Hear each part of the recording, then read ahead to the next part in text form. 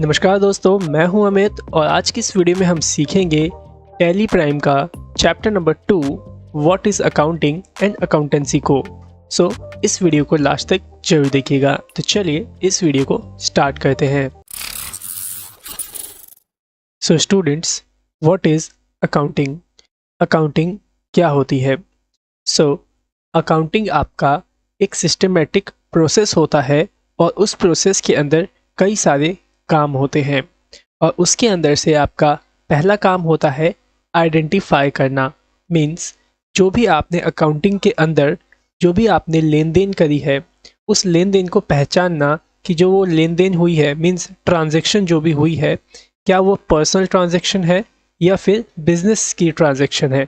अगर वह बिजनेस की ट्रांजैक्शन है तो आप उसे अकाउंटिंग के अंदर रखेंगे और पर्सनल होगा तो भी रखेंगे, लेकिन अलग अलग कैटेगरी में क्लासीफाई करके। जैसे कि यहाँ देख रहे हैं क्लासीफाइंग का भी मीनिंग यहाँ पे आया हुआ है, क्लासीफाई का भी काम आया हुआ है। तो क्लासीफाई में यही होता है कि जो भी आपने ट्रांजैक्शन करी है वो कौन सी है, मतलब उसको कैटेगराइज करके रखना। जो आपने ट्रांजैक्शन करी है वह सेल की ट्रांजैक्शन है या परचेज की है। तो क्लासीफाइंग उम्मीद करता हूँ आपको समझ में आ गया होगा। देन नेक्स्ट आता है मेजरिंग। मेजरिंग का मतलब होता है कि जो भी ट्रांजैक्शन हुई है, लेन देन हुई है, वह कितने अमाउंट की हुई है उसको नापना। ठीक है। देन नेक्स्ट आता है रिकॉर्डिंग। जो भी आपने ट्रांजैक्शन करी है उसको रिकॉर्ड करके लिख करके कहीं भी रखना। तो ये सारे के सारे काम आपके अकाउंटिंग के अंदर किए जाते हैं। और अकाउंटिंग क्या है? अकाउंटिंग आपका एक सिस्टमेटिक प्रोसेस है जिसके अंदर ये सभी काम किए जाते हैं। सो उम्मीद करता हूँ कि आपको समझ में आ गया होगा कि अकाउंटिंग किसे कहा जाता है और अकाउंटिंग का मीनिंग क्या होता है। ओके, सो चलिए अब जानते हैं कि हमें अकाउंटिंग क्यों पढ़नी चाहिए। Okay, means why learn accounting.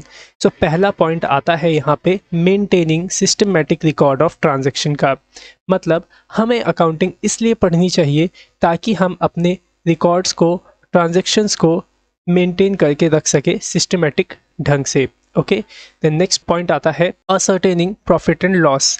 Means कि हम यह जान सके कि हमारे बिजनेस में कितना लॉस और कितना प्रॉफिट हुआ है, तो इस कारण भी हमें अकाउंटिंग सीखनी चाहिए।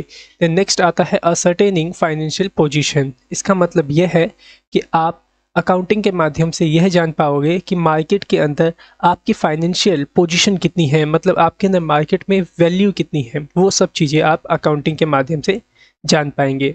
देन नेक्स्ट पॉइंट आता है आपका प्रिवेंटिंग ऑफ फ्रॉड्स। मतलब फ्रॉड से बचने के लिए भी आप अकाउंटिंग का यूज़ करते हैं। ओके, उम्मीद करता हूँ कि ये सारे पॉइंट्स आपको सही से समझ में आ गए होंगे कि हमें अकाउंटिंग क्यों पढ़नी चाहिए। ओके, देन चलिए अब सीखते हैं अकाउंटेंसी के बारे में कि अकाउंटेंसी क्या होती है। सो यहाँ पे देखिए अकाउंटेंसी साफ साफ और छोटी सी डेफिनेशन है कि the knowledge of how to make accounting is called accountancy.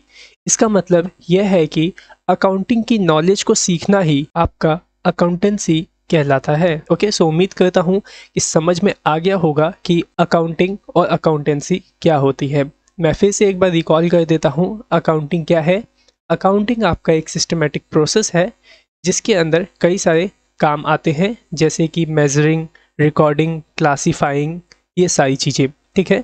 और अकाउंटेंसी क्या है? अकाउंटिंग की नॉलेज को सीखना ही आपका अकाउंटेंसी कहलाता है। ओके, सो उम्मीद करता हूँ आपको आज के सारे टॉपिक्स क्लियर हो गए होंगे। और अगर आपको हमारी यह वीडियो पसंद आई है तो अपने दोस्तों में इस वीडियो को अभी शेयर कर दीजिए और अभी के अभी नीचे दिया हुआ लाइक का बटन उसको प्रेस कर दीजिए। आपके लाइक बटन करने से हमें थोड़ा सा मोटिवेशन मिल जाता है ताकि हम आपके लिए और भी अच्छा कोर्स और भी अच्छा कंटेंट लेके आते रहें। और यह जो नोट्स आप देख रहे हैं जिससे कि मैं आपको यहाँ पे पढ़ा रहा हूँ, इस नोट्स का जो लिंक है वो मैं आपको डिस्क्रिप्शन में दे दूँगा, आप इसे डाउनलोड कर सकते हैं। ओके, सो आज की वीडियो में सिर्फ इतना ही।